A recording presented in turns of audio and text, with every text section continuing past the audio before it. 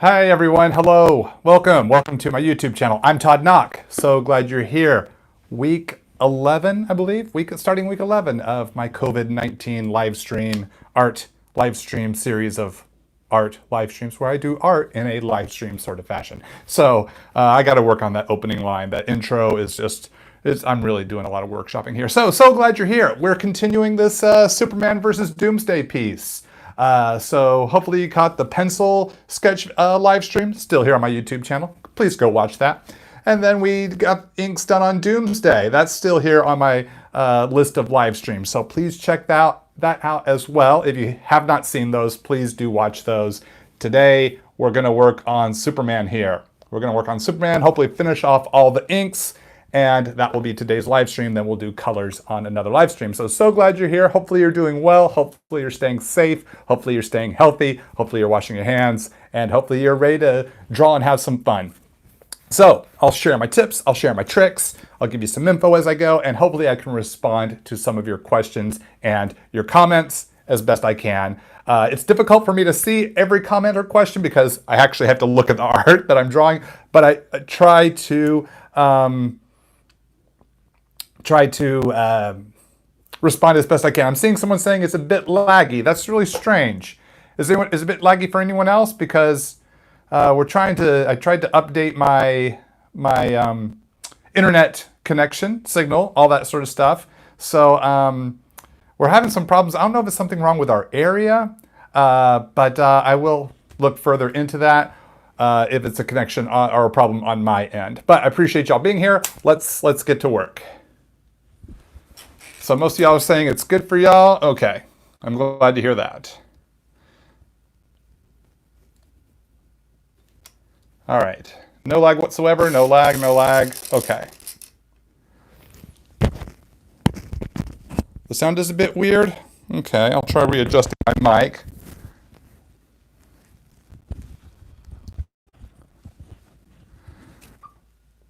Oh, hey there, Forrest. Let's say yes. Your ice ink joke. Yes. No, I did understand the joke. I was kind of playing along with you by pretending I didn't get the joke. But yeah, so glad you're here, and thanks for clarifying the ice ink joke. Yes.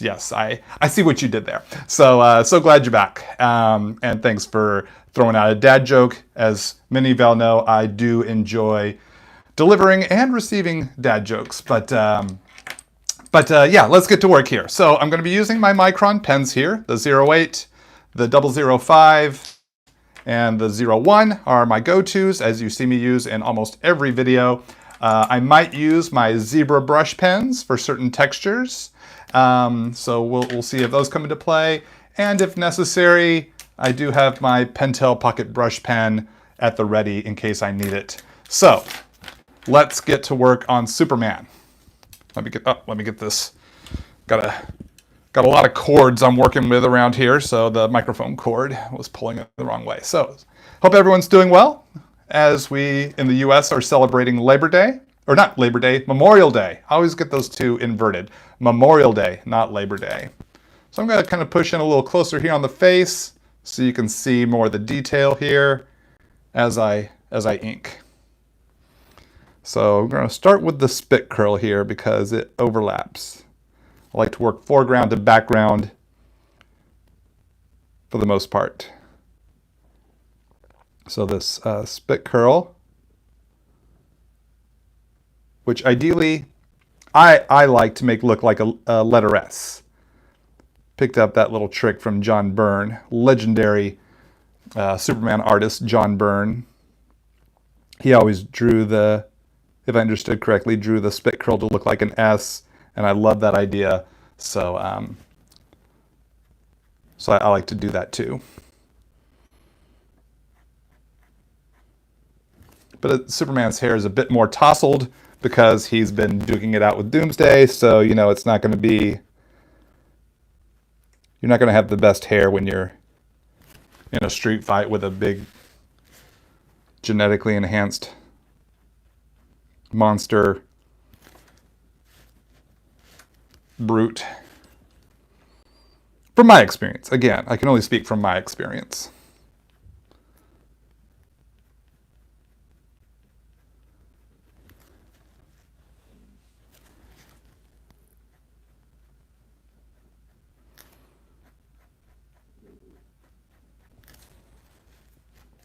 And so Superman has black hair, so I'm going to be doing these black chunks of line. I break my hair up into chunks, and then inside those chunks are finer lines. But I consider this kind of ring of light here from the light source from above, because I'm assuming they're outside.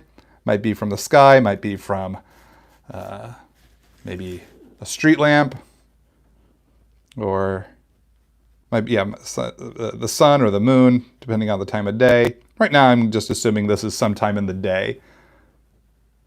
This is not a night fight. Probably more likely a day fight, like in the original Death of Superman story. So darker towards the root of the hair for sure. And the thinking there is the root is it's going to be darker because he has dark hair, and two, less light is getting to where the root is because it's more concentrated by the hair all clustered together. So I want to have it darker at the root, or the base of the head, where the hair connects to the root, or the root of the hair connects to the head. That's how I want to say that sentence.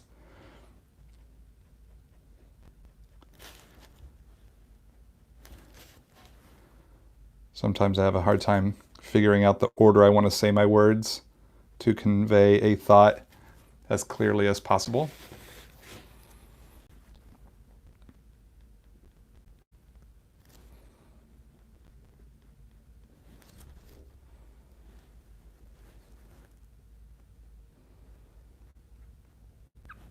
My black cat commission looked great. Oh, well, thank you so much. Thank you for the compliment. Yes.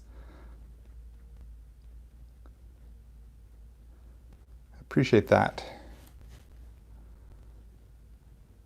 It's been one of my stay-at-home commissions. I've been using this COVID-19 time to work on commissions. I have a long list of studio commissions that I'm working on, but I'm also doing some convention-style pieces. So I know a lot of people ask about my commissions. My studio list is completely closed because it's way too long to take on any new ones. But if you're interested in one of my pre-con studio style pieces, I might be opening up a new list here in the coming weeks. So a new wave of those, wave 2. So that black cat that I posted on Instagram today was a wave 1. So stop by toddnauck.com. You can see my wave 1 info, and a lot of that info, if not all that info, should be the same. The options, price points, things like that. So, and then you can see the procedure, and stay tuned to my social media. If I'm able to do another wave, I will be posting that info on toddnauck.com for wave 2. How that info would, or how that process will work, just an update or re-clarification of how that process will work, the options and prices, and what day and time that list will open, because it's very specific on how those lists those work, to try to make it as fair as possible. I'm only able to take a limited number at a time, and wave 1 got away from me a lot of. I was deluged with email requests, and I decided I would try to accommodate everyone. So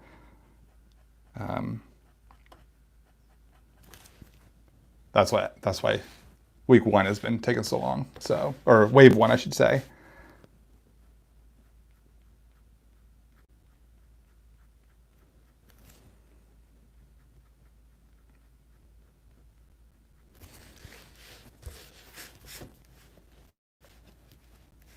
You liked my tiger commission. It was very well made. Well, thank you. Thank you very much. That was a really fun one. She got a lot of when I posted that commission just yesterday. Was it yesterday? No, it was 2 days ago. It was Saturday. She got a lot of traction on social media. People really responded well to her as probably a lesser popular Marvel character. Not to say she's not popular, but I would say, she's not as popular as like Captain America or Iron Man, but still a beloved character. Absolutely. I loved West Coast Avengers. I remember that book when I was a kid in the 1980s, and when they debuted that book, and I just thought it was so cool. to kind of be on the ground floor of a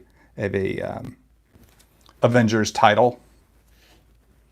Though I couldn't get every issue, I still thought it was cool. And with so many Marvel stories taking place in New York City, I thought it was interesting and fun that one took place in California.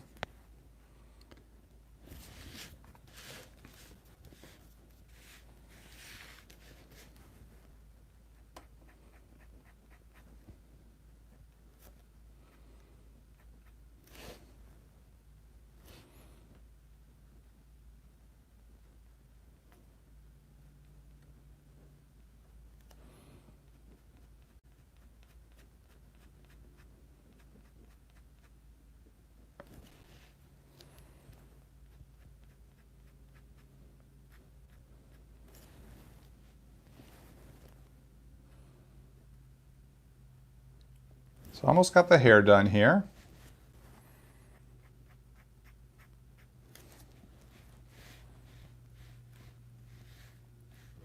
You're reading the West Coast Avengers on the Marvel Unlimited app. Yeah, I am planning to go back and read all those. Not all those. I want to read the first West Coast Avengers miniseries because I never got a chance to read it in its entirety, like in order. Because as a kid, I'd just get whatever comics were available. So sometimes I just have the middle of stories. So now with the Marvel Unlimited app, yeah, I can go back and read stuff again, or reread stuff, or read stuff for the first time that I missed when I was a kid, or couldn't read the whole story, and finally see how it works out from beginning to end. But I didn't mind reading the middle of a story because it really fueled my imagination. I just read issue 3 of a 4-issue miniseries, and it's like, this is all I got. This is all I get to read. But it was fun for the moment. It's like I get a window into a portion of a story, and I could imagine kind of how it started and where it could go from there. That was kind of how I kind of had to roll, but it kind of played well with what I wanted to do. I wanted to be a comic book artist. I wanted to be a comic book storyteller. So it kind of, even if I don't write the stories, I tell them visually with the art. And so I love, kind of playing with the what ifs, my imagination, letting it kind of run wild. So not getting a full story or being able to start a story from the beginning or see how it ended, I didn't always let that kind of slow me down. I definitely didn't let that keep me from enjoying comic books. I guess it was kind of a different time back then. Where we didn't have, nowadays, if you want content, oftentimes you can start at the beginning. You want to watch a TV show, you can just go to the, Netflix or Hulu and start right at the beginning. But when I was a kid, you didn't really have that luxury. You love the cliffhangers and teases and classic commercials. Yep, I agree. Cliffhangers, that's what fun. That's what leaves you coming back for more. That's how they get you. And it's so much fun.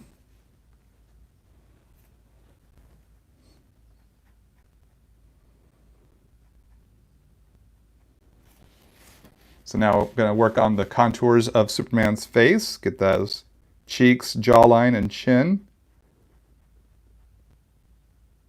Now I'm using the 01 micron.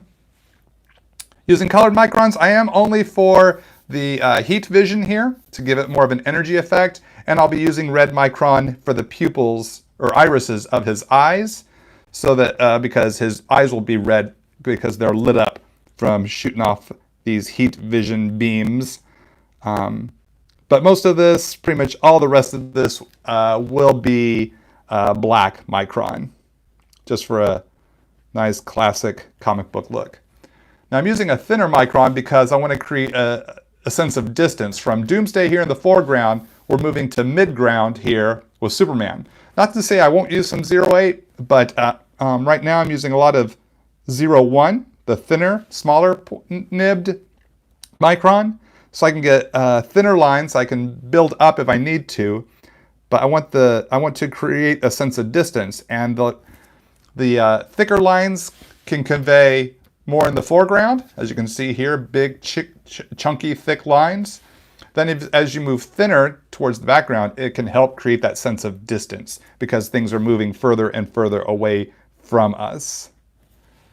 So that's one thing to keep in mind when you're varying your line weights. What's in the foreground, might consider thicker lines. What's in the background or midground, you want to start to get thinner with your lines. And then what's in the background, even thinner still. And it's just kind of try to navigate the choices as you go, because there's like kind of the rule, but then you kind of have to adjust the rule as you go, depending on what you're working on or where things are at that moment. It's not like a hard science. It's it's kind of just a generalized rule of thumb, and we have to make choices based on what we're looking at and what works for creating the scene, but also what works for the design of it all. So there's so much to think about, and a lot of it comes through trial and error, or at least from my experience. So we established that in the pencil video, if y'all saw that and remember, this part of his costume and cape have been torn off. So he's going to have this big exposed shoulder. So we have some remnants of cloth of the cape and his shirt being torn off from his body.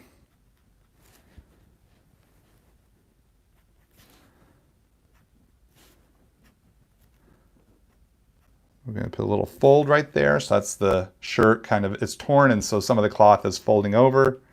And then we have this arm tucked in over here.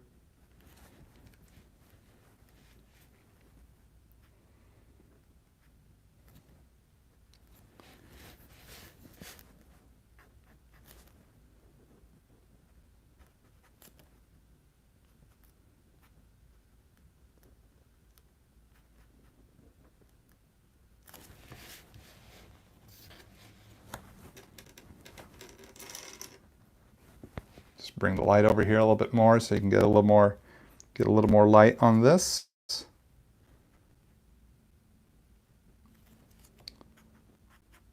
So we have the kind of the what's left of his sleeve still on. So it's just an exposed shoulder, and then we have cloth and tears and remnants of cloth flitting about.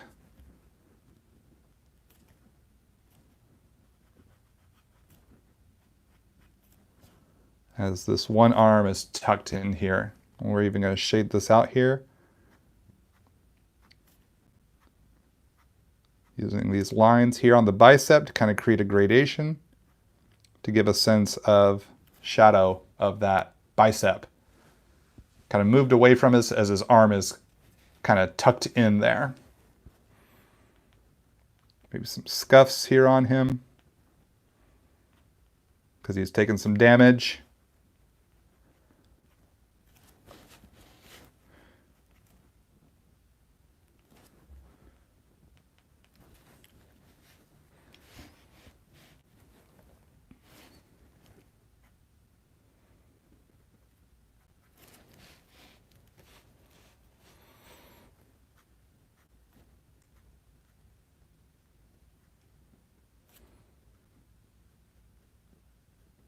Start to work in these fists, or at least his one fist over here.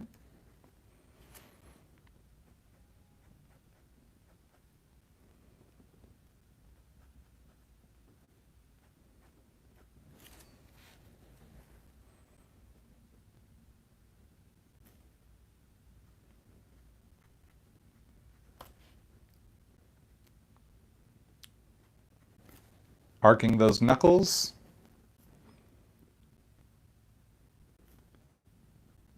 When I say arcing the knuckles, I mean that if you make a fist and you kind of look at it, the knuckles don't run perfectly straight across. They kind of arc up and then down. So from the ring finger up to the middle finger, then down, or the index up to the middle, then down to the ring, then down to the pinky, depending on how the fist is being, how the fingers are kind of balling up to make that fist. And now here you can see kind of the variation in line weight. We have really thick lines here on Doomsday's shoulder, but then if you compare that to the lines I'm doing here on Superman, they're a little thinner, and it's helping create that distance. Foreground, middle ground.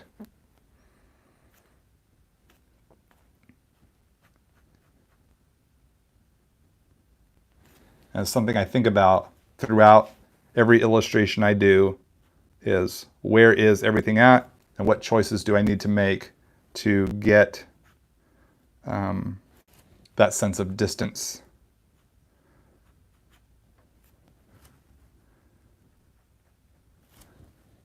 We're going to tear up the bottom parts of his sleeves because of all the punching.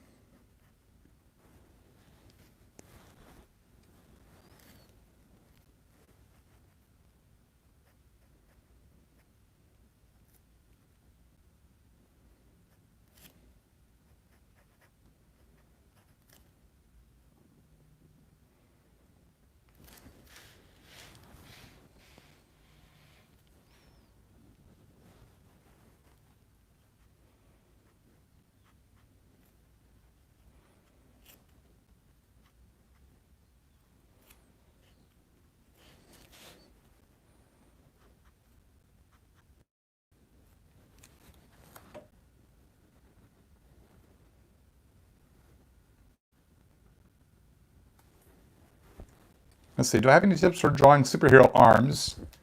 You have trouble at the bend of the elbow? Well, hopefully these videos you've been watching, as I've been working on these characters here or other videos, I'm oftentimes drawing arms, and it's really going to be, from my experience, is a lot of practice and a lot of study. So keep studying your life drawing and study each individual shape. There are some of the basics of how an arm is put together.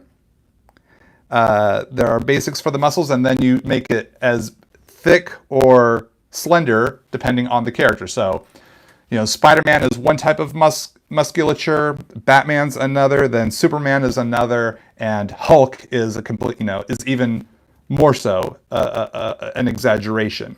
So you got to consider the size and the musculature of that character. And then like female characters, it's like Mary Jane has one kind of musculature, which might be different from Captain Marvel, which might be different from She-Hulk. So you're going to want to keep these things in mind, is what is the body type or shape of the character that you are drawing.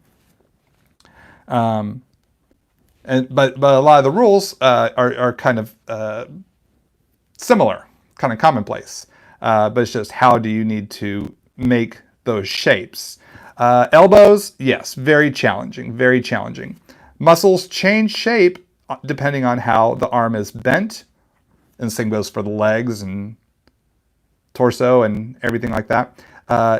That's going to change shape based on how is the arm extended or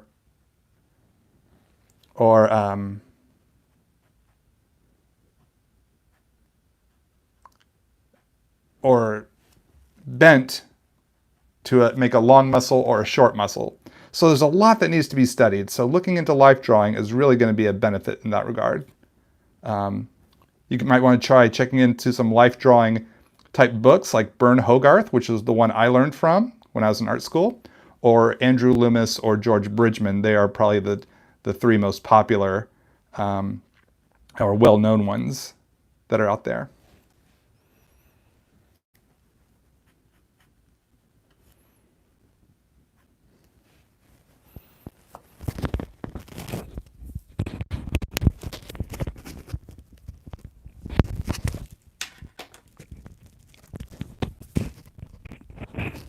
So I think someone said my microphone is staticky. Let me try plugging it back in, and let's try fixing that if we can. Sorry, gang. We'll try unplugging and replugging back better.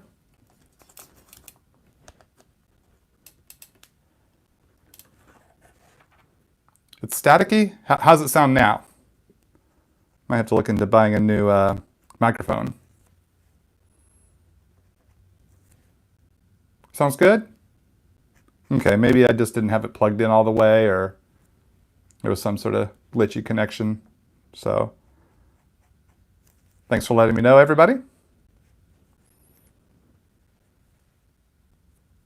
a bit better, but the static comes and goes. Gotcha. Yeah, I'll have to look into, see if I can get a new microphone.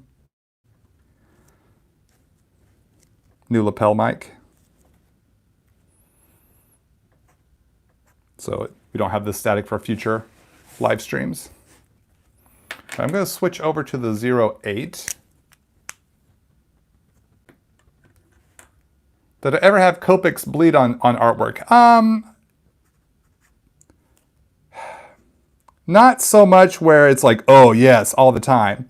I'm sure it has, but that might have been depending on maybe I was using a different kind of paper. It's pretty rare for the Copics to bleed for me because I use Bristol board, and it's been fairly consistent where I don't get like really, really bad Copic marker bleed. I'm not saying it never happens. I'm just saying it doesn't happen frequently for me, or so frequently that it's like a regular problem. Am I going to color this? Yes, in a future live stream, not in this live stream.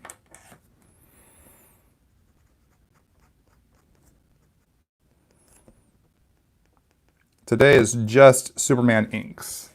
That'll be all we're working on today.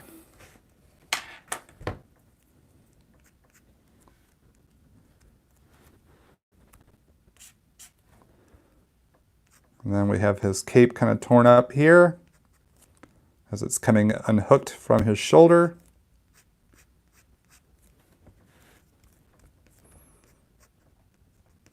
Some bits of cloth.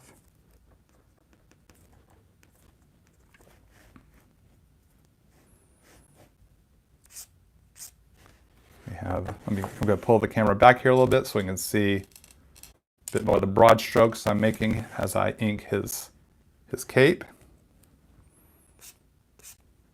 So we get that pull, that flow. Can have the cape flipping up to the side here. It's kind of torn up.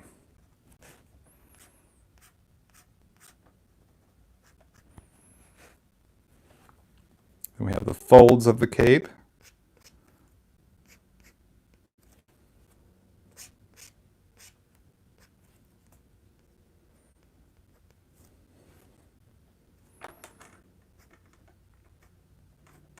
Some tear of the cape up over here.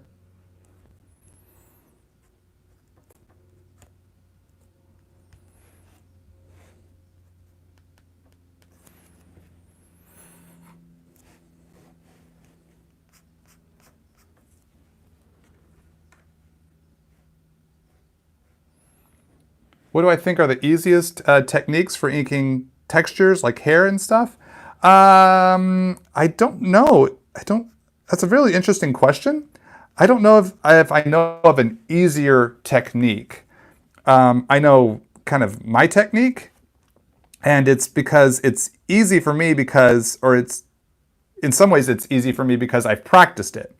I've practiced it so much that it's second nature to me. It's muscle memory. It's just I developed confidence in it, and I think that's a big part of why we practice what we do. Is not to find. I mean, there are some things we can do to make things easier, but a lot of times it's just learning how to do something that's difficult. You learn how to do it so well that it now becomes easy because you've overcome that challenge.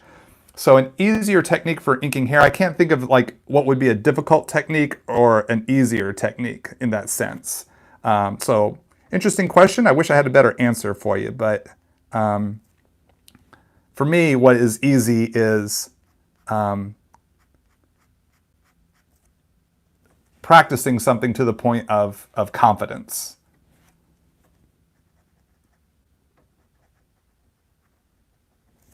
Like when it comes to hair, like I break down my shapes, like the chunky shapes as I was mentioning before, and then the finer lines inside those chunky shapes to build the entire head of hair. Always considering where's the root of the hair flowing to the outer part, the ends of the hair, you know? So yeah, that's my approach to drawing my hair. And then I love to look at like real life photos of hair and study like the shapes that are being made. Like especially like women's long hair, like that kind of cascades down their from their head down their neck onto their shoulders, and how you can get these really cool curls and stuff, or like these bends and folds in the hair. So I'll study those and I'll try to break down the shape to figure out how do I draw that hair. Much like with the Catwoman, or not Catwoman, Black Cat commission I posted earlier today. I was like looking at hairstyles that maybe Black Cat would have, and it's like, how would those fit on her head? How would that fall from the top of the head and come down and create these shapes and that flow? So I hope that helps you. I hope that helps.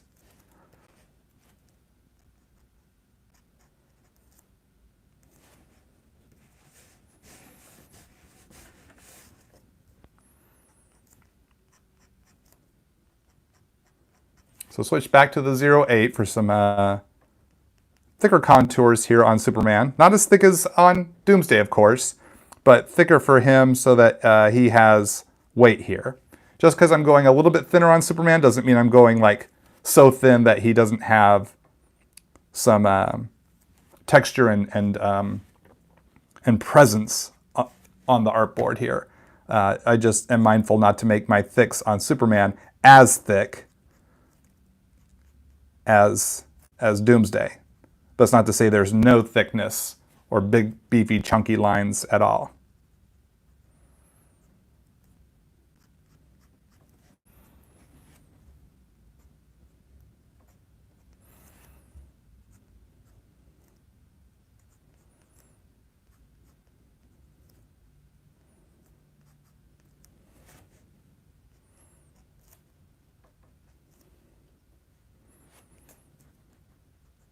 So getting that arm in the foreground, then layering in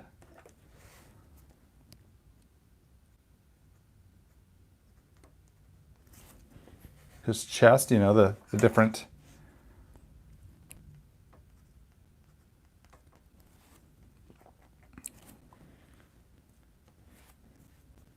body parts overlapping the others. Gonna scuff up his fingers here a little bit because of all the punching. So much with the punching.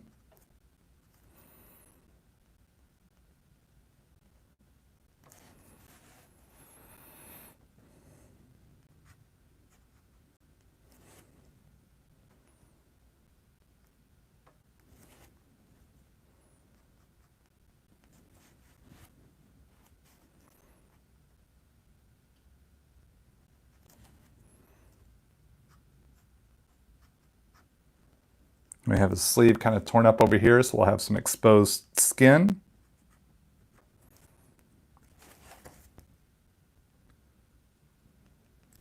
On his arms.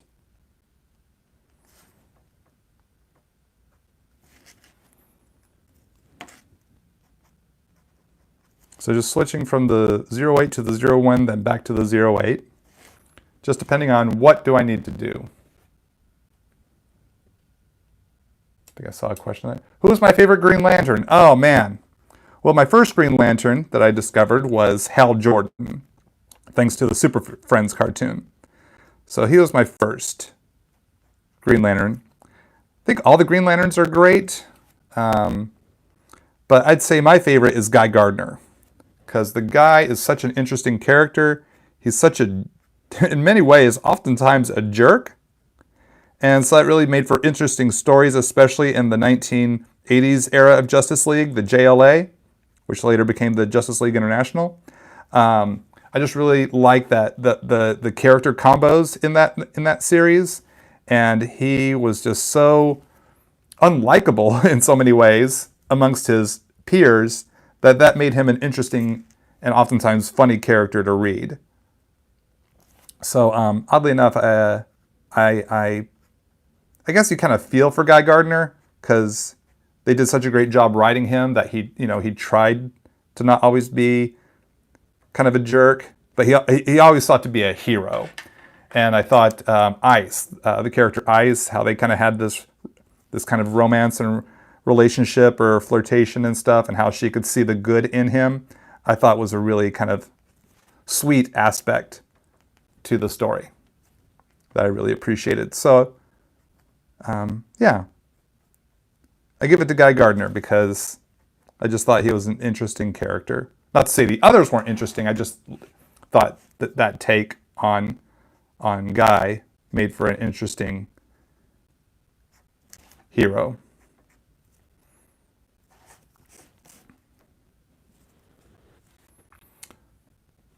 What do I think of Jon Stewart Green Lantern? I think he's awesome. Didn't read as many Jon Stewart stories. I've read a good chunk, but not a lot, or not as many as compared to like with Guy Gardner, because Jon Stewart really wasn't around during my days of reading Guy Gardner in the Justice League.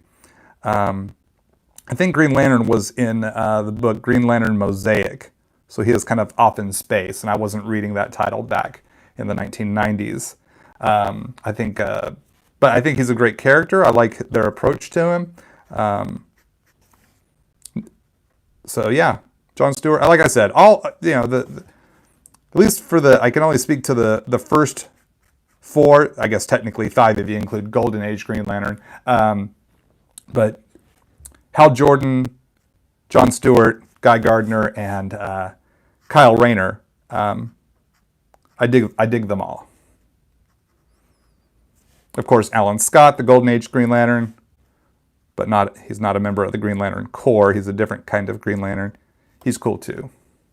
And then the most recent ones, was it Jessica Cruz and the other guy? I have not been able to keep up with DC comic reading, so I don't know those 2 characters. I haven't gotten to read any stories with them. The one Green Lantern that has the mask, I don't know his name, his alter identity name.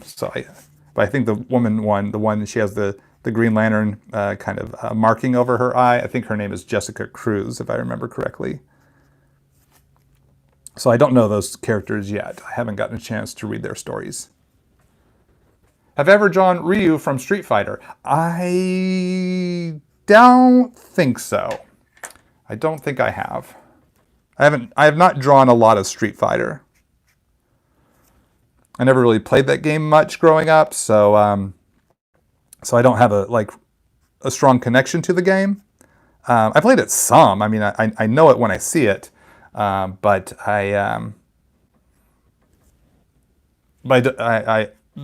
it's not. They're not characters that I initially gravitate towards drawing, because they're just characters I'm not as familiar with as, say, a Superman or a Spider-Man.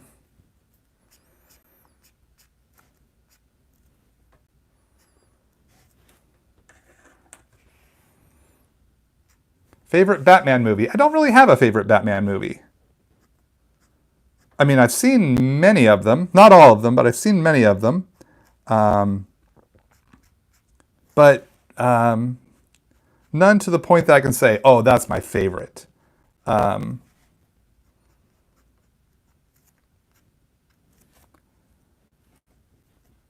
Yeah. Yeah, I don't have a favorite.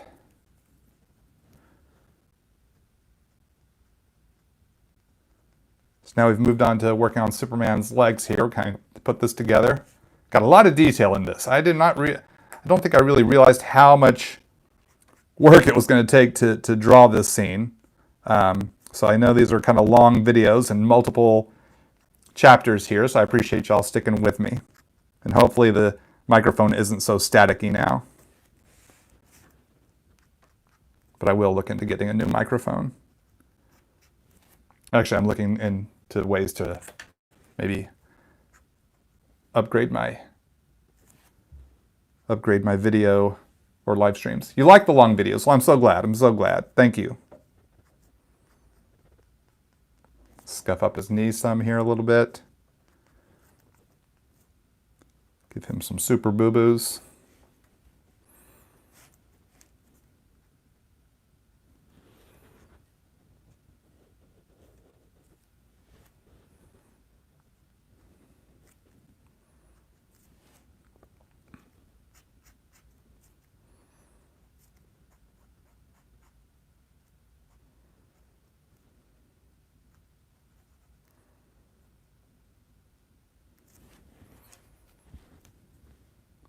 Get that belt buckle. Well, this is a simple little oval.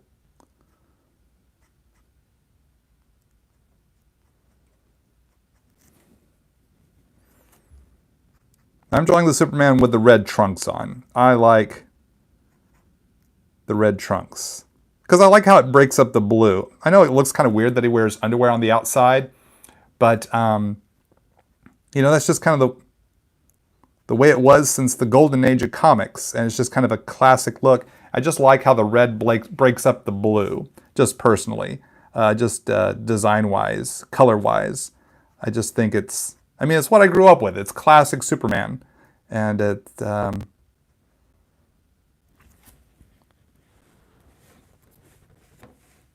let's see, do you ever draw comics digitally? Absolutely, absolutely. In my professional comic book work, I do my sketch and pencils digitally. Then I print out those digital pencils onto the artboard and then ink traditionally, like I'm doing here, over light blue lines, which is great because then I don't have to erase. So yes, so I do incorporate digital work or digital art into my professional work. And it's really beneficial. I have a couple of digital videos here, digital live streams here on my channel. Just check out the my playlist. There should be a digital art playlist. And you can see what I've done there. And I plan to do more digital. Which do I like the most? It's not really, that doesn't really come into play for me because everything I use are all tools in my art arsenal, whether it be pencils, microns, watercolor, Copic marker, or digital stuff. It's all stuff I use to make my art. So, so for me, like I was saying before, I use digital for the sketch and pencil art of a comic book or a cover that I do, and then I ink it traditionally. So it's just, it's part of the stage of creating for me. So because I utilize digital and traditional for the comic book work that I do, if that makes sense. So there are things that I like that I can do in digital that I can't do traditionally. There are things I can do traditionally that I can't do digitally. So it's not like liking one more over the other. It's liking having options so I can create with as many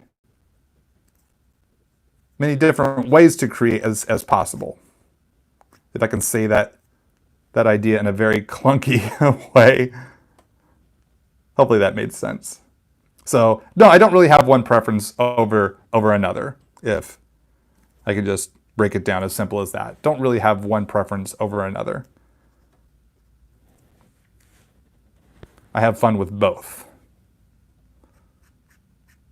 So I've been doing traditional longer, but I am enjoying learning digital, which I've been doing for just over 3 years now, and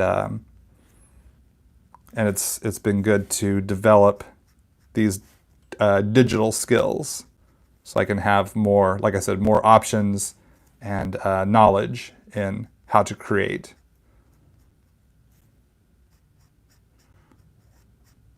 So a little thicker line here underneath his leg, and a little thicker lines here as this leg moves into the foreground. It's helping me create that depth.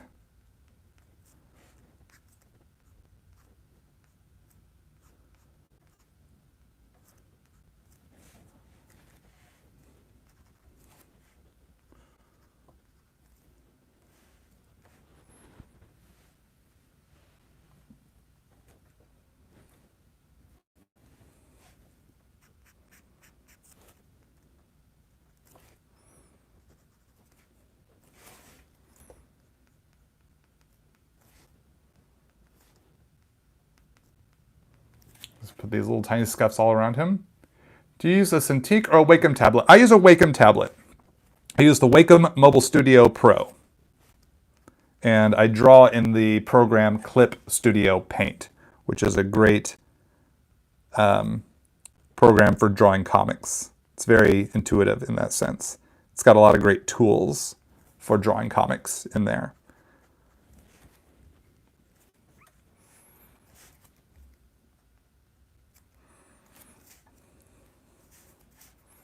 Okay, let's see.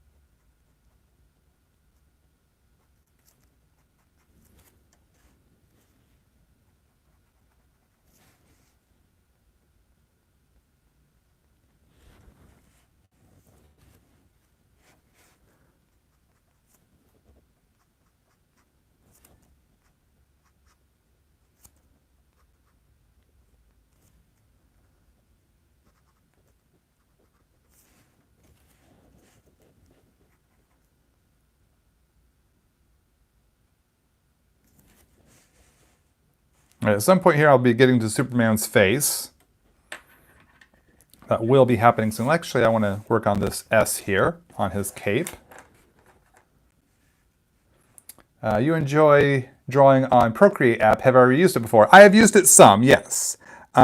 Still have a lot to learn, and so I'm still hoping to find time to fiddle with that. I draw with Procreate on my iPad Pro,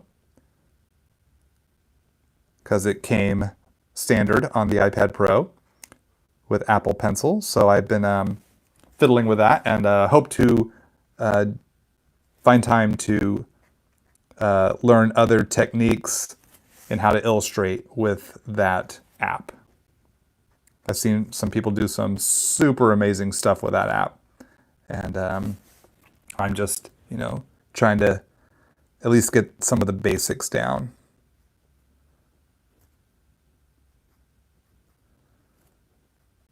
Just so I can have that as an option. It's a little different experience than drawing on the Wacom Mobile Studio Pro into Clip Studio Paint. So I'm trying not to confuse my brain with what I'm learning on the Wacom, as I'm trying to get a bit more proficient at that. So, and there's so many other things and projects I'm working on that just haven't had the time to focus or devote to getting better at the Procreate app. Did I like the Spider-Verse movie? Absolutely. Into the Spider-Verse, thought it was fantastic. Really, really enjoyed it. Looking forward to the sequel.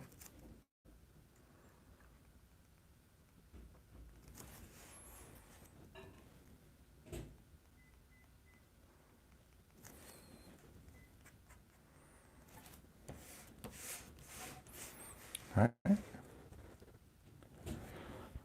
Random question, favorite breakfast cereal growing up? Oh man, I definitely had a lot of favorite breakfast cereals growing up.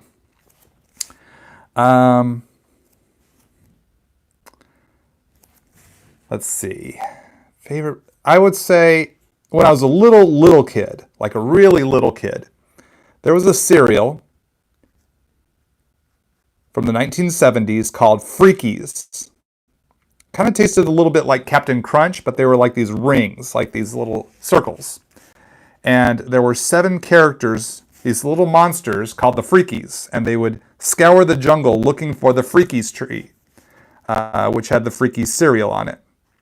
And they were these weird kind of very cartoony monster critters. There was Boss Moss, Gargle, Calmumble, Gugam, Hamhose, Grumble, Snorkeldorf. If you look up Freaky Cereal on YouTube, here on YouTube, you'll find some really, really, fun and interesting 1970s animated commercials. And that was my favorite cereal. I loved it because I loved the characters. I really liked these characters. You had like this really large cast of cereal mascots, where most cereals you get one mascot, maybe two or three. You know, Rice Krispies, you got the butcher, the baker, and the candlestick maker from that nursery rhyme. That's the Rice Krispies mascots. Or with Cookie Crisp, you had Cookie Crisp was an interesting cereal because it started off with the Cookie Wizard. The first mascot was a wizard. And I guess that didn't test well, and then they changed it to the Cookie Cop, who was busting the Cookie Crook with his cookie dog sidekick. The crook had a cookie dog sidekick. Not that the dog was made of cookies, but the dog wanted to steal cookies as well. And so they were always trying to steal the kid's Cookie Crisp. And then they just dropped the cop, and it was just the Cookie Crook and the Cookie Dog. And then I don't even know where it went from there. But you know, you had multiple characters. You know, they were changing out characters. But with the Freakies, you had like 7 mascots. And I just thought that was really interesting. I think I liked that they were all kind of friends and because I mean, all breakfast cereals, you're either going to get a Captain Crunch kind of experience, you're going to get kind of a Pebbles experience, whether it be Cocoa or Fruity Pebbles, or you're going to get something with marshmallows in it, like a Lucky Charms. So there's like kind of like only 3 or 4 types of cereals, and then they just changed the mascot. So Freakies was my favorite. Now, one of my favorite cereals, and I'm going to tell you story of young Todd in art school. So when you're in art school and you're working a part-time job, going to art school full-time, and you know, working on projects and trying to teach yourself how to draw comics on top of everything else that you're having to do, learn, study, stay alive, you don't have a big budget, you know, because a good chunk of your budget's going towards buying comic books as well. So when it came to groceries, I was a bit limited. I was sacrificing more on what I ate, which was probably not the best, and I don't recommend that health-wise.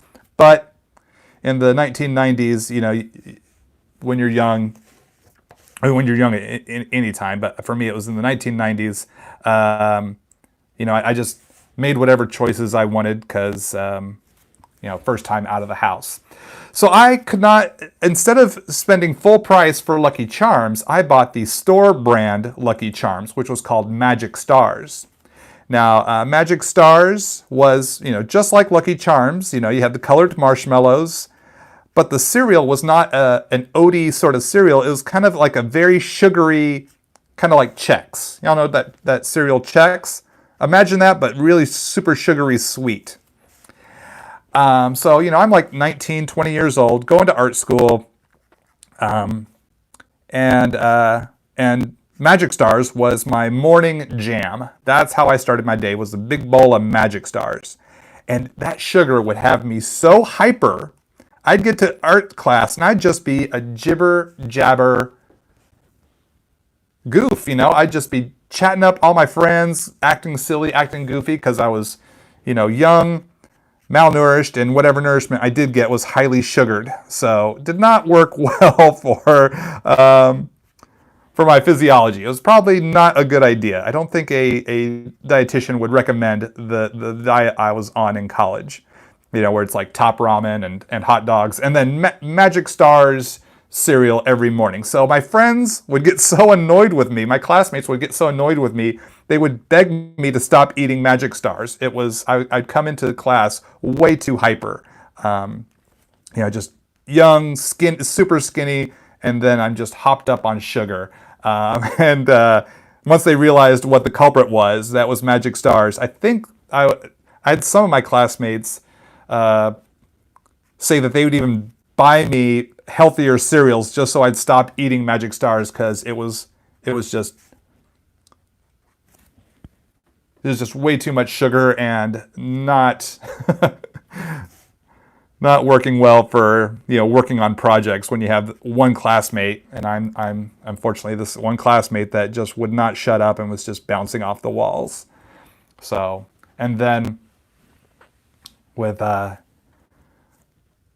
passage of time, you know, graduate art school, move on from life in life, and moved away from Magic Stars and stopped eating it. So there was a 6, 8, 9 month season of eating a cereal that was way, way, way too sugary. Now I don't like sugary cereals.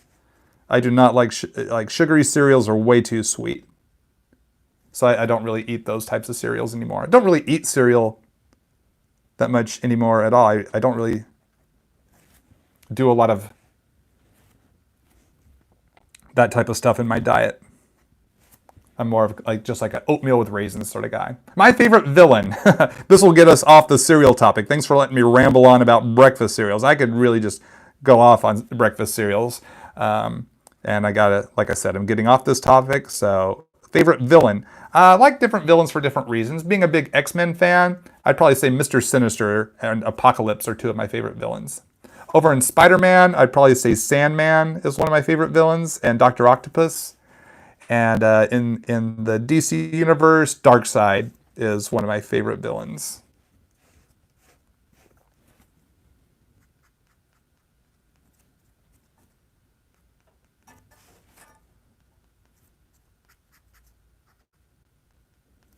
That was a far more concise answer there.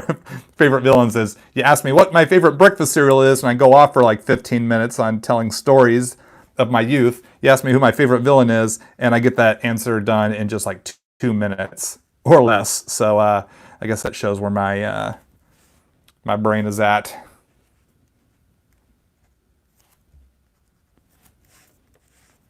Favorite sidekick? I'd probably say Robin. Robin is my favorite sidekick.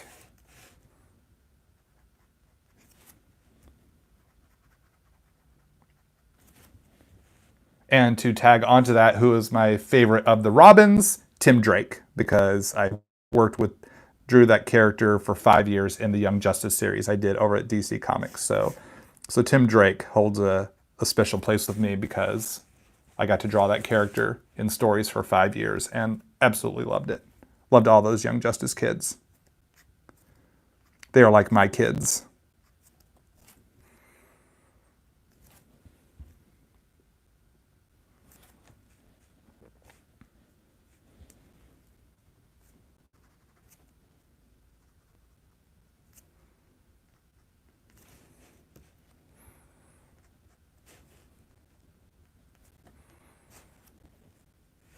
Okay, so let's see.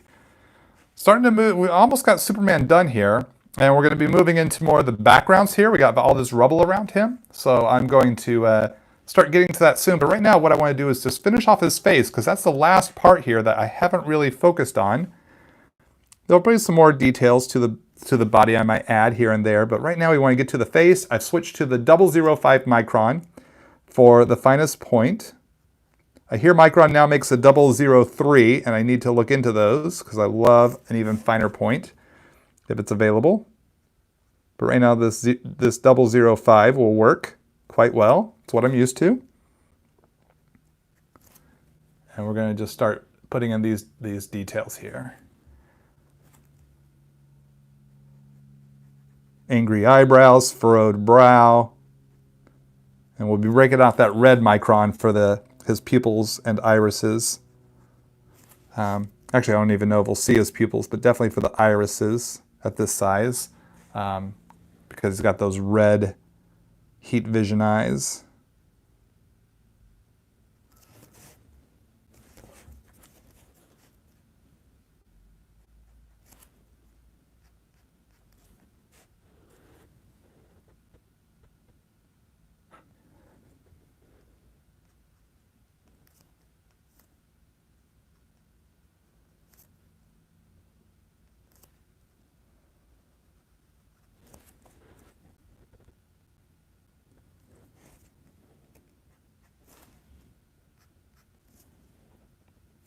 So I want a real nice, crisp, clean lines here for his face so that the details don't get muddy.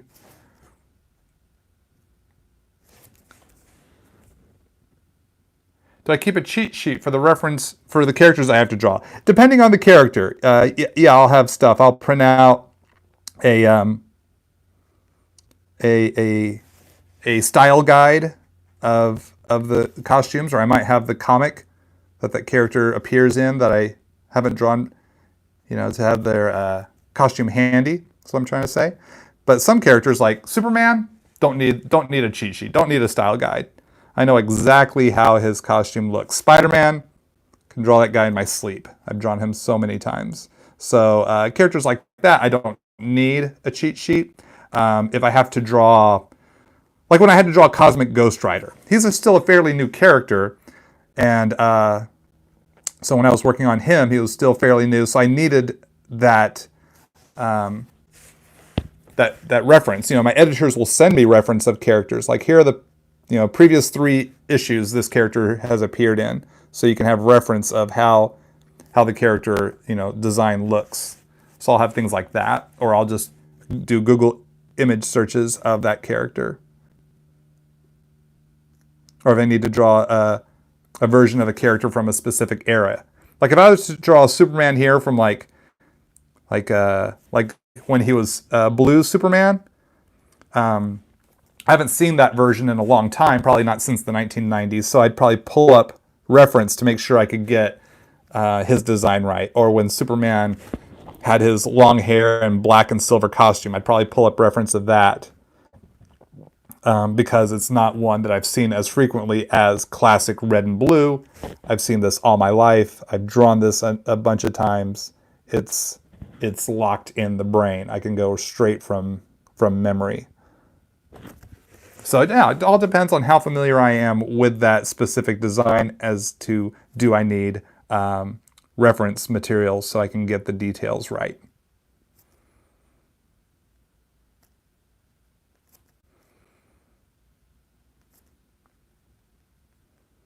Gonna scuff up his face here a bit, like took a lot on the chin.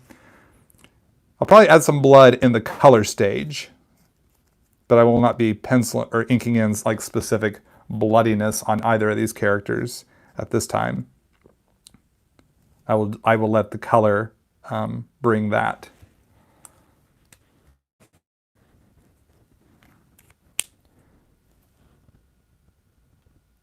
Let's see. Mighty Morphin Power Rangers, do you need reference for them? Yes, absolutely I do, because their designs are so ornate and intricate, and depending on which version of, well, you said Mighty Morphin Power Rangers, so that's the first season of the US version. So yeah, I would definitely need reference because I don't really draw those a lot, so I would need that. What do I find helps me come up with dynamic poses, dynamic positions? For me, it's just kind of imagining it. Like I'll think about the scene. I'll think about like, what is Superman doing? Like I'll kind of act it out in my head. Sometimes I'll use real life reference if I need. Sometimes I'll look at comic book reference just to kind of see what could be done. But then I think a majority of the time I go with what I can imagine in my head by letting the scene play out in my head, and then I look to real life, reference if necessary. Like if I need to draw a certain sort of punch or karate move, I can look that up.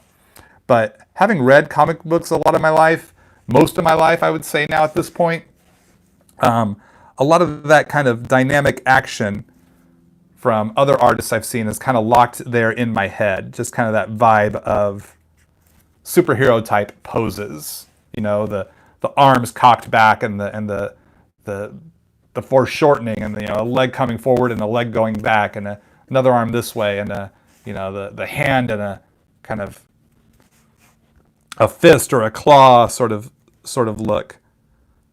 I'm gonna go with what I've been inspired by in my past and in my present, and reference things I need to in real life or inspiration to kind of create something that is mine, for lack of a better phrase.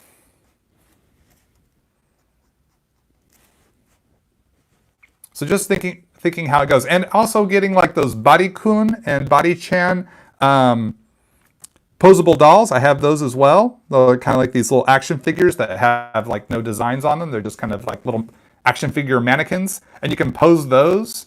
Those can be a really great resource as well to kind of help give a vibe of what the pose could be.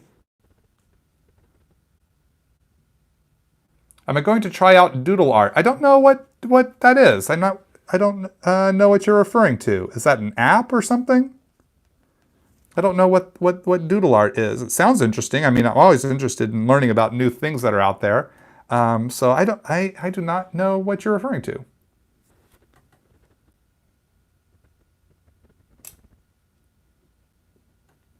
How hard is it to stay original? For example, the recycling of poses. Yes, that can be a great challenge. I mean, especially when you work on certain characters for a while. Like I've done a lot of Spider-Man comics. Probably one of my greatest challenges is, can I come up with a pose that has not been done before, and that I even just have I not drawn before? So there's going to be some similarities to the poses, but how can I vary it is what I try to do. So I don't like try to worry about, can I come up with something that has never ever been done in every single way. The arms, both legs, the body, the torso, these have never ever been in this pose ever before. I kind of don't worry so much about that, but it's like, okay, what is Spider-Man doing in this scene? How can I draw this pose? And then how can I keep it from being something that falls into an overly common sort of pose, like, or at least that I've done before, at the very least. How can I avoid from drawing the exact same arm and leg positioning that it's just like, it's too recycled. So, yeah, it is a challenge. It is a challenge, especially when you work in this industry. We have to be careful not to recycle what everyone else has done or what we have done previously. So it just kind of just challenges us to try to be creative, try to think outside the box, and try something new as best we can, I guess. So how do I overcome it? I just try. I sometimes will double check what have I done before. Just kind of looking at some of my past works that I've posted on my social media. It's like I can go back and look and see a lot of Spidey stuff. I can look at the files I have of the different Spidey comic books I've done, or the actual Spidey comics, kind of leaf through those. And it's like, have I done this pose before? And then sometimes I just remember, it's like, wait, this pose feels way too familiar. Wait, I've done this exact pose before. I need to change it up, at least just a little bit, so it's not exactly the same as the previous illustration. So those are just kind of some of the things I try to do as best I can. All right, so I think it's time to move on from oh, actually, you know what? Not quite time to move on from Superman. Let's go ahead and fill in those eyeballs. So I'm going to use this red micron here for his heat vision eyes. And this will really come together when we get into the color stage. So as you can see there, red for his eyes because he's shooting out these heat vision eye beams. All right, so now we can start working on the rubble. And something I noticed here today is I had this chunk of rubble, and then this piece of rebar here goes in the same line as the rubble. And that is too much of a tangent for me. So it's like this line lines up with this rebar too exactly. So what I want to do is I'm going to bend this rebar so it bends down and away from the rubble. And then the rubble kicks over like this so that we have two separate elements and it doesn't create a tangent. Oh, and another tangent I felt like was this rebar was bending up in the same angle as his shin. That's too similar. So I'm going to bend the rebar back and away so that it doesn't line up right with his shin perfectly. So I'm going to bend it, but I have to be careful how I bend it in regards to the rubble. So I noticed that, and that was an edit I wanted to make before I started on inks. So where's my 0.8 micron? All right. So now we can start to ink this. So these are design elements, design considerations. the character and the environment, and what is a tangent. What lines are going to line up, or shapes are going to line up with another element shapes, and is it too similar? And I want to avoid that to create better design. So that's another thing we have to think about as much as possible and try to avoid those things, those tangents, those lining up of lines and shapes that are too exact. Favorite video game? I don't play a lot of video games, unfortunately. I just don't have the time for it. I'd probably say Mario Kart is way up there, but I haven't played that in like the past 2 or 3 years. Classic video games, I'd say Dig Dug is one of my favorites.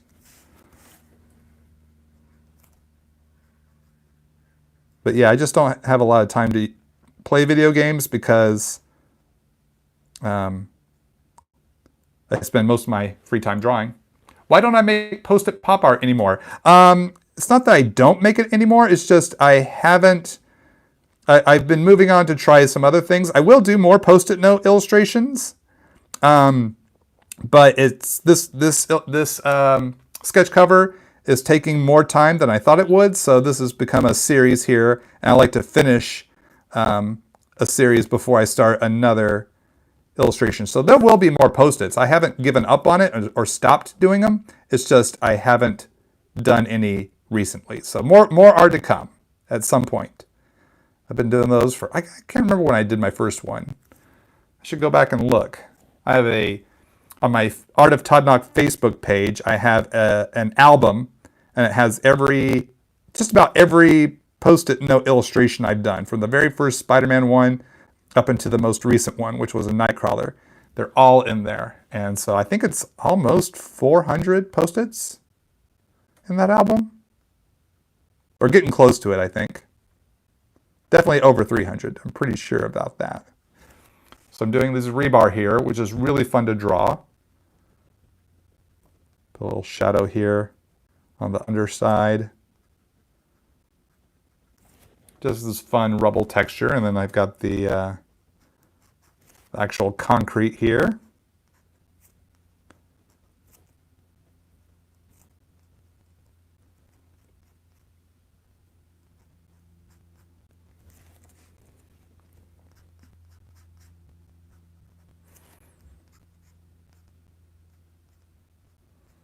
You can kind of spider web the cracks.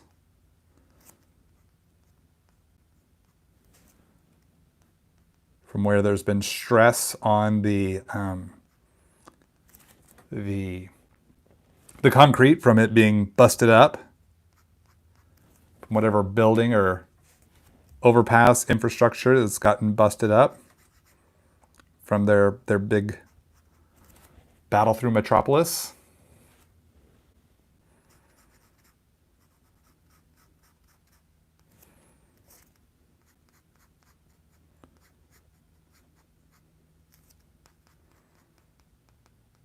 I can texture out the rubble.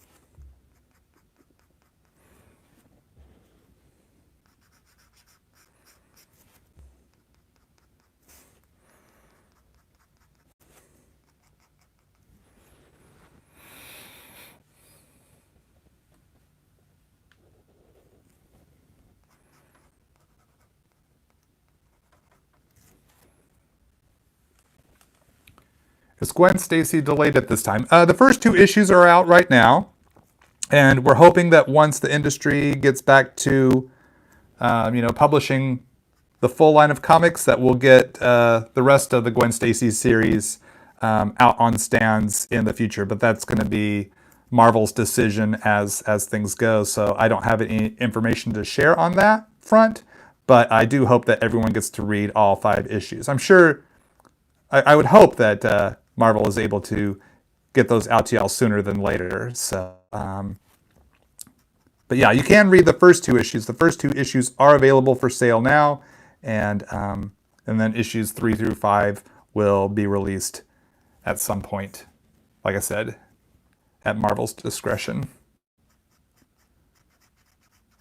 And as soon as they give me updates, I'll share that with you. But yeah, it's a really weird time here, how COVID-19 has affected the comic book industry as well as comic shops and stuff. So hopefully everyone's able to support their local comic shops.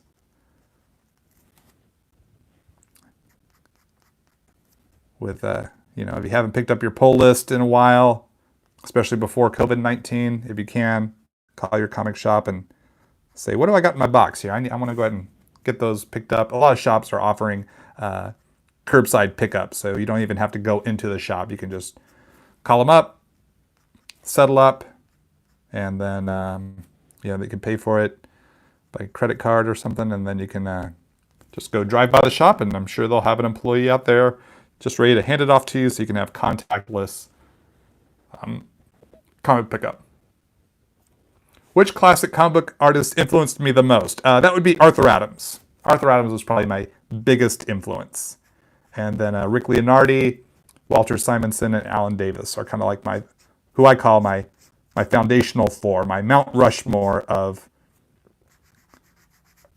comic art. Oops, so sorry. This piece of rubble was not on screen, just was doing those lines.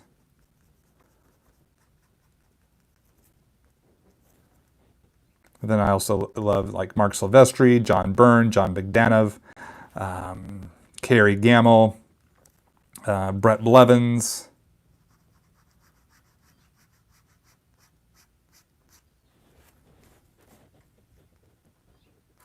Mike Zeck, Michael Golden. Oh, the list could go on and on and on.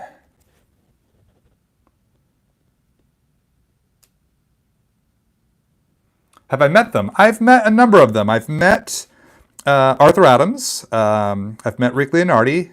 I've met my top 4. I've definitely met them. Walter Simonson, Alan Davis, Arthur Adams, and Rick Leonardi. I've met them. I have met Cary Gamble. I've met John Bogdanove, met Brett Blevins. I've met Mark Silvestri. I guess I've met everybody but John Byrne, I guess. I've never met John Byrne.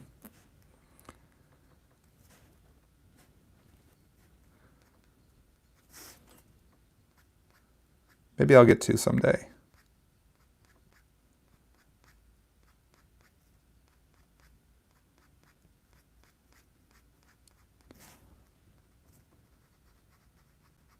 So I'm putting this little dark chunk here on his boot here, kind of a shadow, but also kind of really ground that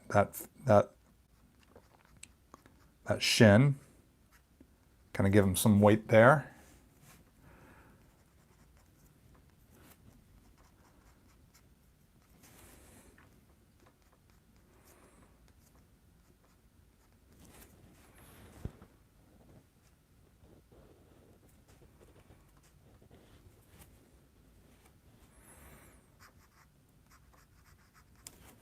So I'll fill that part in black here in a moment. I have darker rubble back here to help Superman pop into the foreground. So more dense blacks and lines.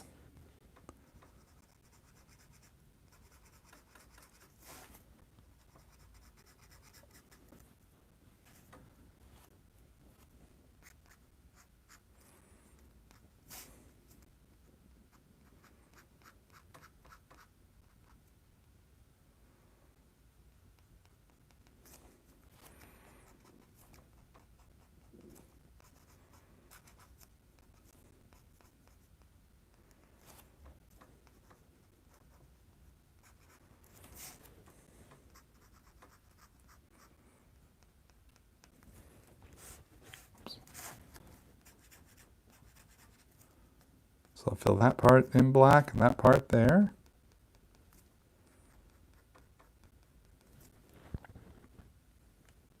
Am I going to color this in another video? Absolutely. That's absolutely right.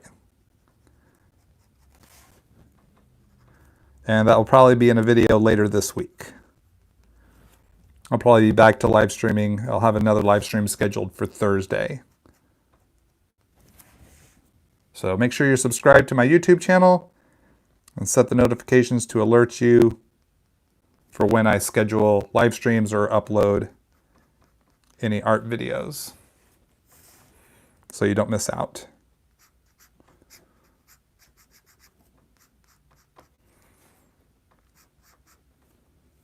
Okay, now I'm going to leave space right here for my name and date, because I need to put that somewhere. So I'm going to have this chunk right here.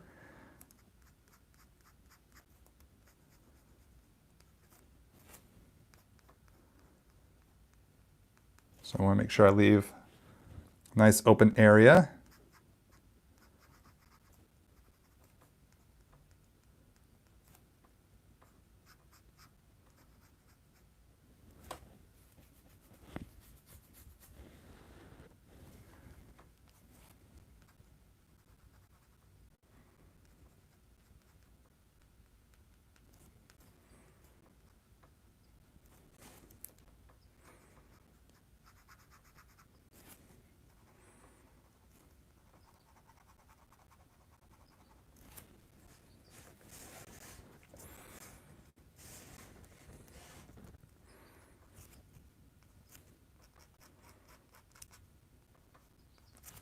Fill that part in black. Little X means I'm going to fill that in with black later on. It's called spotting a black, where you put black in that spot. Have I ever met Stan Lee? Yes, I have. On a number of occasions. I think about at least 3 times in the course of my career. Yeah, the last time I got to meet Stan Lee was in 2014 at a Dallas comic book convention. He was very kind and generous to take the time to talk with me. So, very thankful for that opportunity, especially now that he has passed on. How did I learn to draw? Just by doing it. Like, just loved to draw as a kid, just kind of something that was always fun for me to do. So I just did it for the fun of it. And then just kind of learning as I go. I did get to take some art classes in high school and in junior high. So that helped some. And then I also got to go to art school and study commercial art and graphic design. So that helped me learn a lot. And then the rest has just been teaching myself. Whether that be read books, watch videos,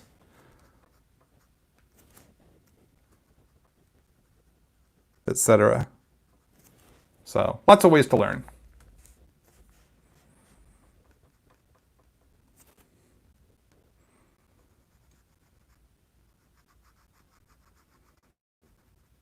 But the main thing was just doing it because I love to draw. Love to put lines down on paper and let a character come to life or a world take shape. And then just repeating that process. That's why I like being a comic book artist, is because I get to not just draw cool stuff, but I get to be a world builder and a storyteller.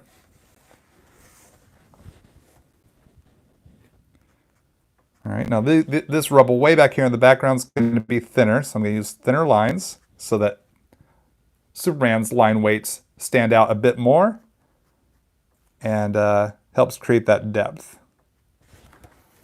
So just using the 0 out here real lightly.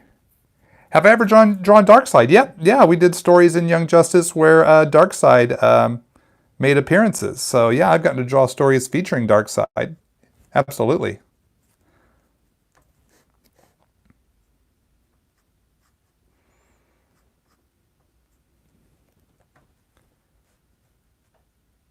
Have I ever been involved with the creative process for computer games? No, I have not. I have not. Nope, I'm pretty much strictly comic books. I think it's amazing what the video game creators do and create, but I have never been a part of that. I have friends that have done that, but not me. Have I got any tips on how to draw hands, faces, bodies? I think I addressed a question to this similar in this video, but I'll go ahead and share it here for your benefit. look into life drawing books, like from masters like Byrne Hogarth, Andrew Loomis, or George Bridgman. They're kind of the top three. You're going to learn a lot from that. Draw from real life, look at real life photos or things like that whenever possible. And then just have fun with it. Just kind of, learn those basics of creating shapes and then just kind of have fun creating. Because I think you're going to learn a lot just by the repetition of doing. Yeah, hopefully those creators help you. And then, anything you can learn here from my videos, I try to share my tips and tricks as I create. So hopefully that'll help you as well.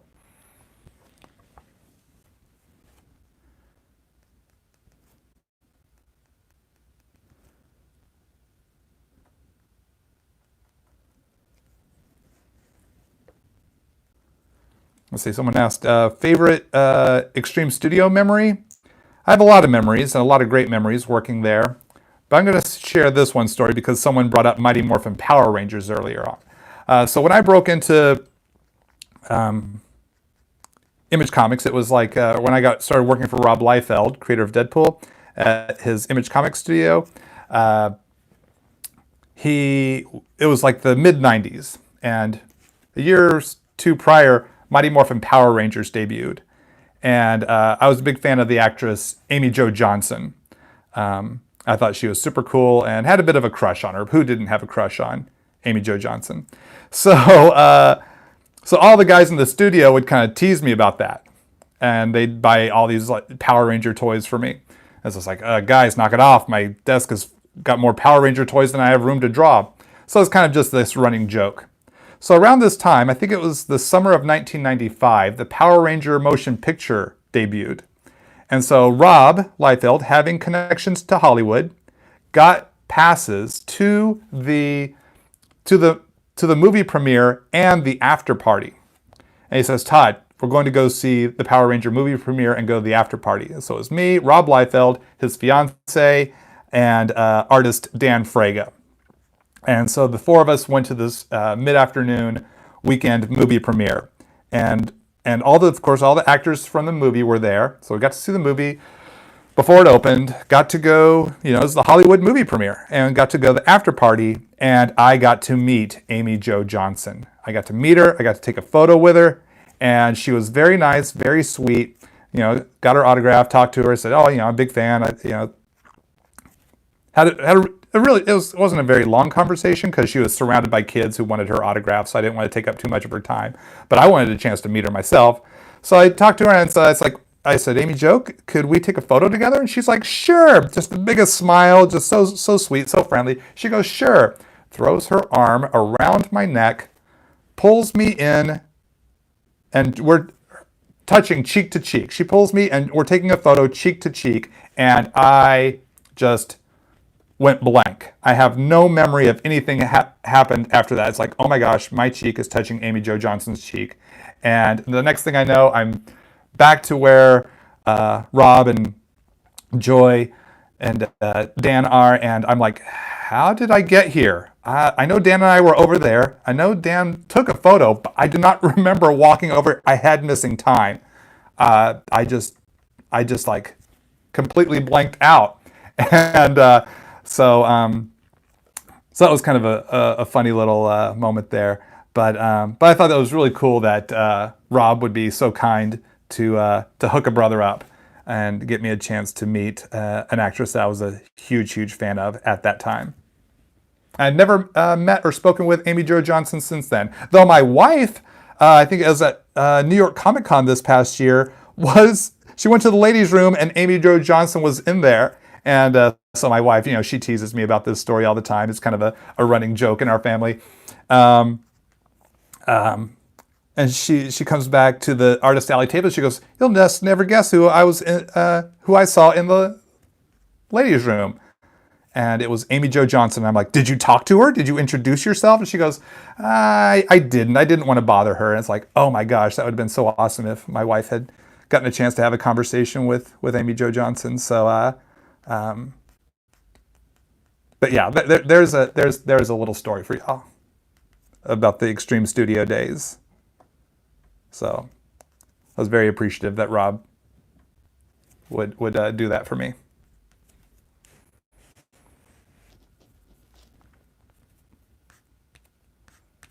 So now I'm just kind of putting in some of these, like, kind of, we have dust flying all around here, so just kind of putting in some of these expression lines, kind of cutting from different angles. Little flecks of debris. Almost have the inks done here, aside from spotting the blacks.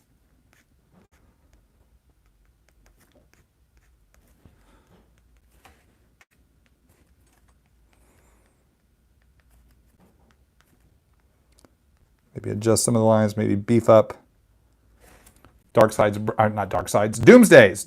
brow a little bit.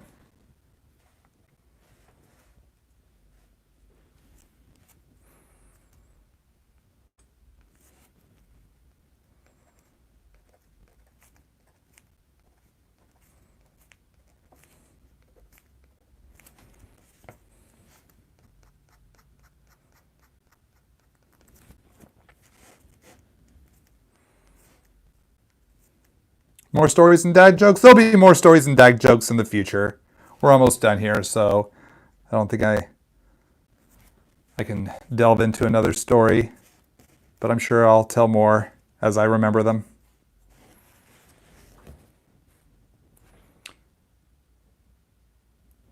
Could I draw a Disney princess on a Post-it note this week? I don't know if I'll be doing any Post-it notes this week. I think this week will be all focusing on getting this illustration done. Have I met any non-comic artists such as animation or YouTubers? Yeah, I've met different people from animation. I've met some YouTubers like Cartoon Block and Ahmed Aldouri and Juicy Ink. I've met them. Tori of Juicy Ink. She's very, very awesome. And Ahmed is awesome. Evan's awesome. Or Cartoon Block. So those would be the ones I can think of off the top of my head that I've met and interacted with.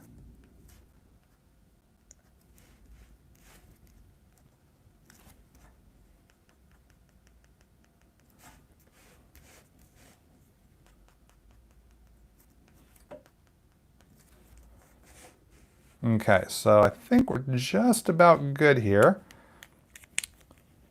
Now, before I fill in the blacks here, I have these little spots here I need to fill in black. Before I do that, I want to take my kneaded art gum eraser. We're going to try to erase much of this, as much of the pencil lines as possible. In fact, let's pull the, oops, camera's about to pop out of the rig. Pull this back here.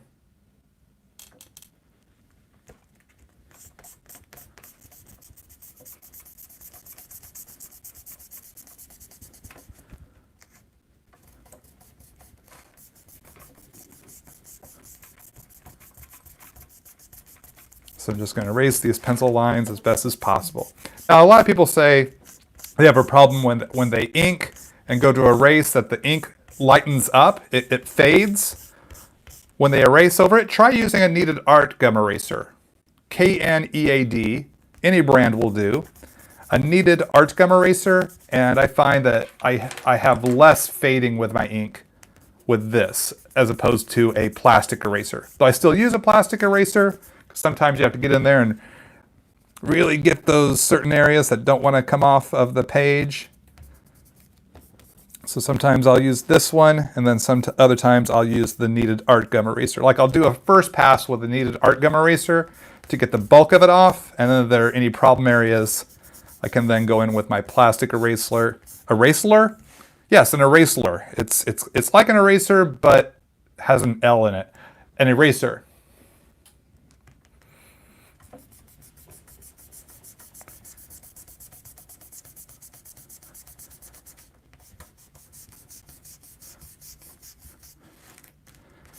So we can just get all these pencil lines out of here. They've served their purpose.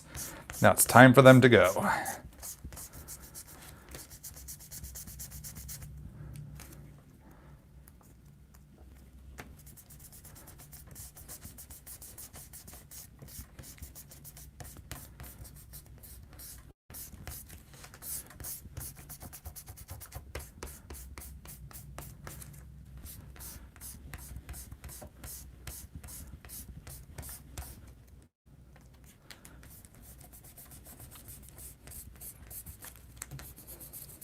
All right.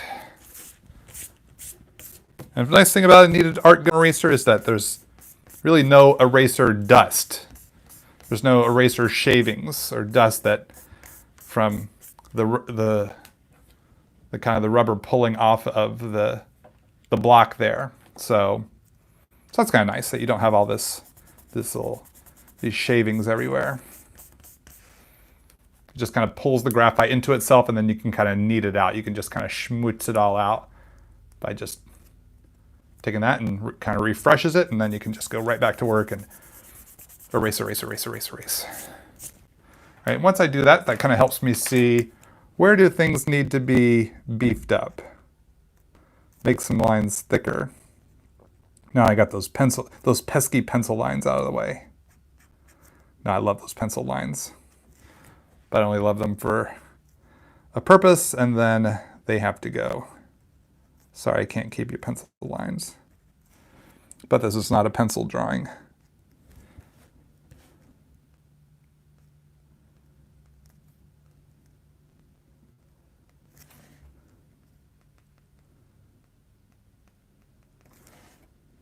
Just go in and add a few more details, a little bit more rubble.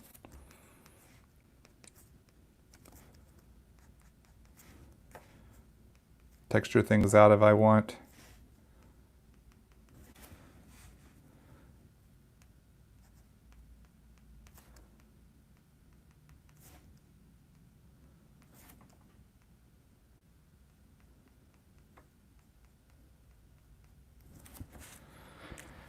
Okay, now let's go ahead and I'm gonna get my name on here. Actually, what we'll do is we'll have it run along the side of this here. So we'll do Nauck. Then we'll have the date and then the year 2020. So I kind of map out where it's gonna go.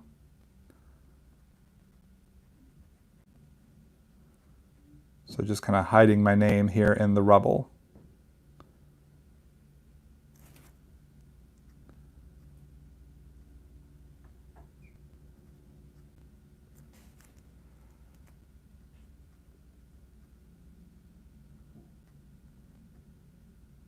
I'll put the day and month on the day that I finish the inks.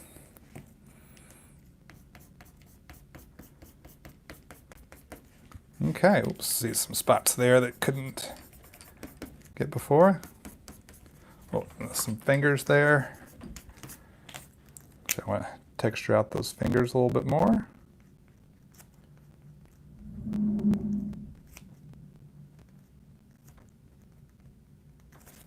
Okay, let's pull back and take a full look at what we got here. In fact, I'll unclip from the thing. I accidentally locked the phone when I unclipped it from the rig. So there are the inks so far. Actually that is, oh no, I didn't finish. I forgot to fill in these black spots. Good thing we took a peek at this. Well, I sell this book. I'll probably be putting this up for auction on eBay when it's done, so I'll have more information about that to come. So if someone wants to buy this, then there'll be an eBay auction for this one. I've had several people contact me about buying this one, and so I thought it'd probably just be easier to do an eBay auction. So now coming in with the Pentel Pocket brush pen, just filling in all these black areas. So I like to do this after I erase so that I don't smudge, smear, or tear the paper. It's just easier. We put some heavier blacks over on this side, kind of balance things out.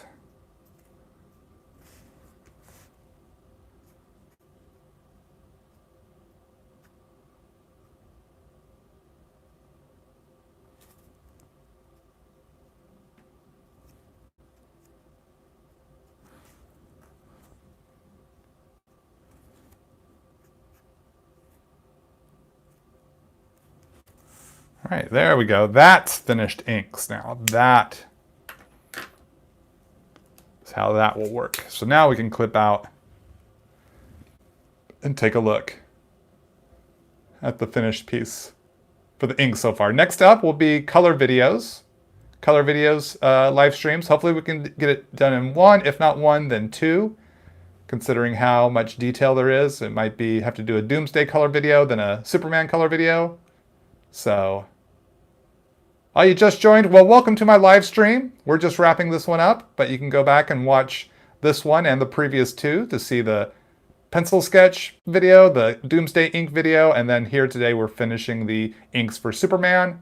And then next live streams to come will be the color live streams. So let's flip the camera around and we'll wrap up today's show.